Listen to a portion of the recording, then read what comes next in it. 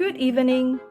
My name is Miss Esther and I teach in Year 1. The book that I would like to read is called Tales of Aeton, a Sunset Story. This book is part of the fantasy adventure series set in a mysterious and magical animal kingdom. This series comprises 3 books.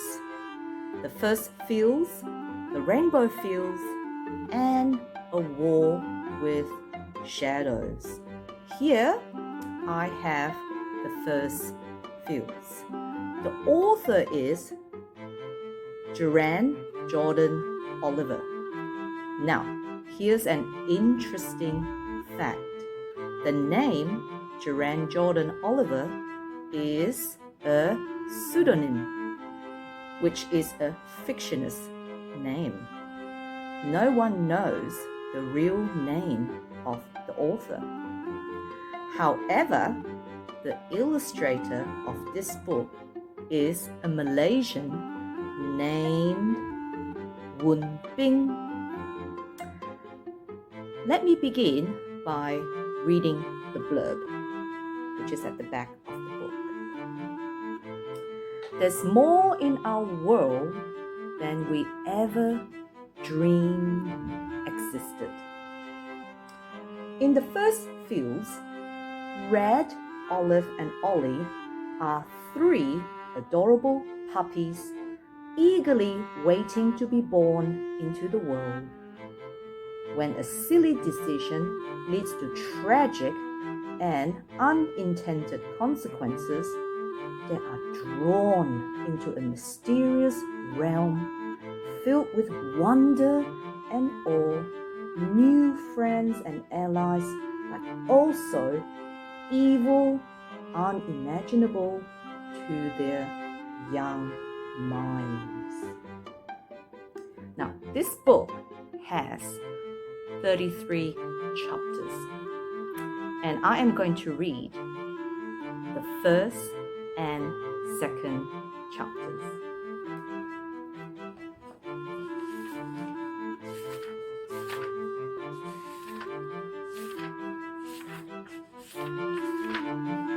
Chapter 1. Red. In a far-off corner of the First Fields, on the gentle slope of a little hill covered with a sea of violets, buttercups, fairy bells, and all manner of wildflowers, there was a movement for a moment in the shimmering air above. Amidst the slow waving wildflowers, the gentle jerky movements of 2 courting butterflies stood out as they flew against the breeze, dancing from flower to flower. Following them, keenly was a pair of luminous brown almond-shaped eyes, staring intently from a nearby pocket of harebells and goldenrods. Ever so slowly, the eyes moved forward, never wavering from the sight of the obvious butterflies, all consumed in the synchronized dance, inch by inch, foot by foot, until with an excited yap and a flurry of activity, the owner of those lovely eyes made a mad dash for the startled butterflies. He failed to catch them, of course.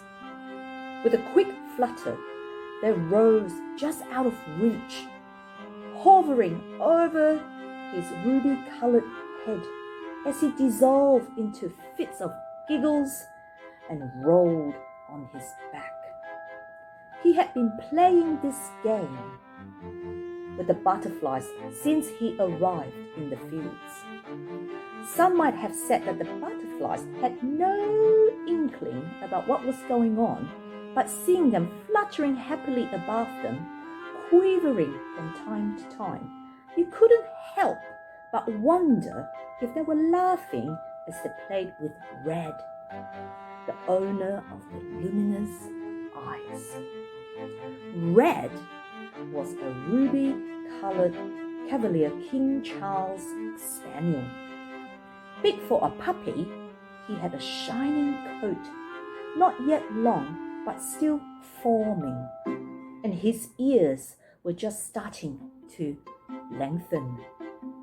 But as distinctive and handsome as Red was, it was his large, joyous, and full of life personality which made you glad to be around him. "Oh, I almost got you this time," he exclaimed with an intent, cheeky look at the hovering butterflies. "I was very close, right?" he asked earnestly, eyes shining. He so wanted to have caught them. By way of a reply, one of the butterflies flew down and alighted briefly on his nose, and it felt like a whisper of a kiss. Red giggled again. "That tickles!" he laughed. "And I'll take that as a yes. Won't be long now before I will catch you," he ended gleefully, prancing around. With a flutter, the butterfly lifted itself from his nose to rejoin its mate. "Shall we play again?" Red called after the departing butterflies. He didn't expect an answer, so the silence that followed did not dampen his spirits in the least. As Red started to trot after the butterflies, a change in the wind and a sound caught his attention. He stopped mid-step. At the edge of hearing, Red thought that he heard his name being called. His ears perked and his head tilted. Wait, there it was again. It was faint, but he wasn't imagining things. "Red, Red, where are you? I'm back!" came the clear, cheery shout in a very familiar voice. "Oh, Grandpa Puffy's back!" whooped Red. As he picked up his pace towards the voice, he started to run as fast as his strong little legs could go. As he reached the crest of a small hill, he spied the small figure of Grandpa Puffy at the base of a field of buttercups, which ended where a still turquoise lake started. Panting ever so slightly, Red raced down towards that distant figure with happy little yips. Chapter 2. Grandpa Puffy. "I think I've grown," thought Red, running down the hill. "But he looks the same." Grandpa Puffy was a small but portly grey rabbit. He had luxuriant whiskers, flecked with white, which extended across the sides of his face and tied in a bunch below his chin. Let me show you a picture of Grandpa Puffy. Here's Grandpa Puffy. You probably want to see a picture of Red. Let me quickly show you. Here's Red.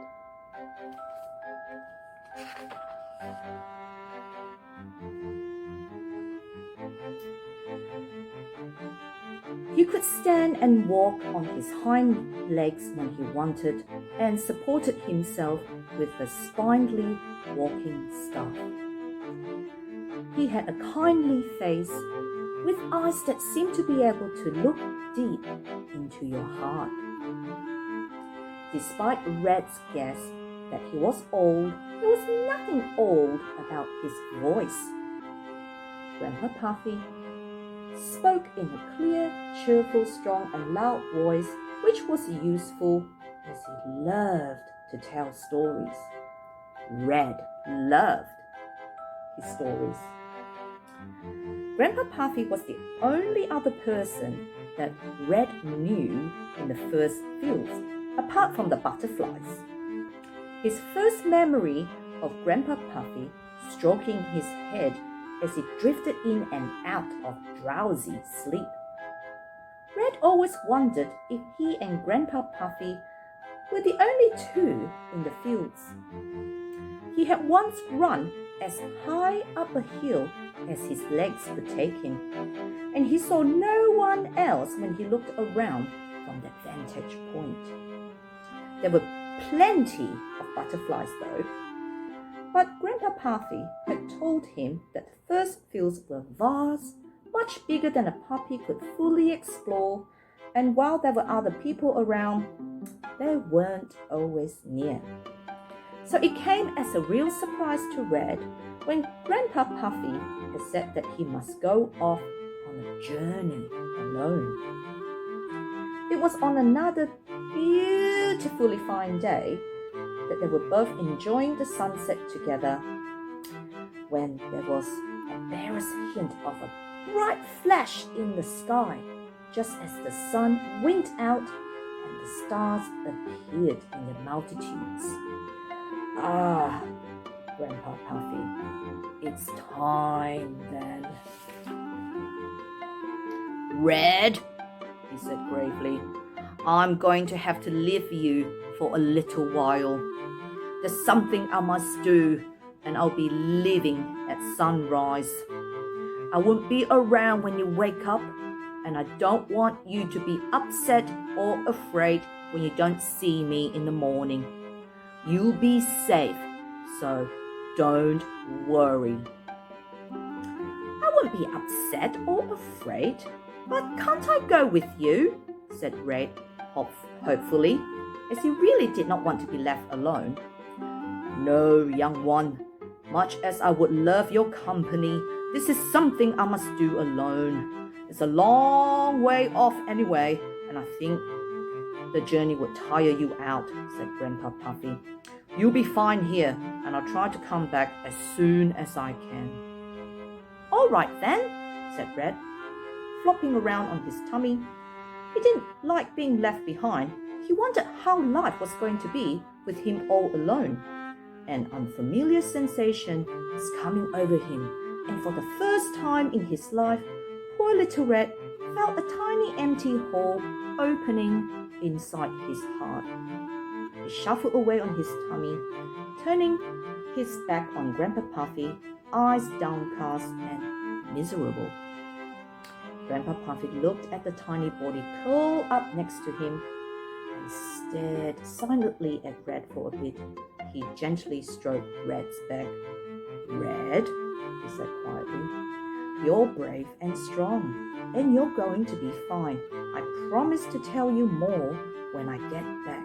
But by then, I may have a nice surprise for you. Red's ears perked up. A surprise? He barked, wagging his tail. What surprise? Tell me. Oh no, you little rascal, said Grandpa Puffy with a grin. If I told you, then it wouldn't be a surprise anymore, would it? Both of them shed a laugh, and all was well again under the starry sky. Red drifted off to sleep, with Grandpa Puffy's comforting voice echoing in his ears as the rabbit told him one of his stories, the time about the gallant adventures of Tai Bout, the noble prince of cats. As he gently gazed at the sleeping Red, Grandpa Puffy changed his mind about leaving him alone. He concentrated, and a pale yellow light emanated from him, then gently detached and sped away into the darkness. In a flash it was gone, and the still, pleasant and peaceful night settled back over the pair. True to his word in the morning, Grandpa Puffy was gone. It feels like he's been gone for ages, thought Red, as he bounded over to Grandpa Puffy. I can't even remember how long it has been. Truth be told, even though Red had enjoyed his time exploring new corners of the first fields and playing with the butterflies, he felt very much alone. A day to a puppy is a very long time indeed, and Grandpa Puffy has been gone for 5. As he neared Grandpa Puffy, he could see that the old rabbit looked very tired, but also content and rather pleased with himself. Red started to wonder about the surprise that he had promised. "Ho, ho!" laughed Grandpa Puffy, as Red jumped into his paws for a massive hug. "How are you, young one?" asked Grandpa Puffy, as he cast an appraising eye over Red. "You seem bigger and stronger than I remember. Have you been playing with the butterflies all day and night?" "That's right, and I've really missed you, and I'm glad you're back. I really am." "Yep, Red. I'm glad too, Red. And now, come, settle down," said Grandpa Puffy as he put Red down. "I promised you a surprise when I came back, didn't I?" Red nodded his head and started pacing, his eyes wide and tail wagging. "Well, here it is," said Grandpa Puffy. Gesturing behind him, Red craned his neck to see what was behind Grandpa Puffy. He caught a small movement, a glimpse of brown and white fur. "Now, I want you to be gentle and nice, Red," said Grandpa Puffy, as the 2 small faces peeked uncertainly at Red from behind him. "I want you to say hello to your birth mates. This is your sister and brother. Red, meet Olive and Ollie."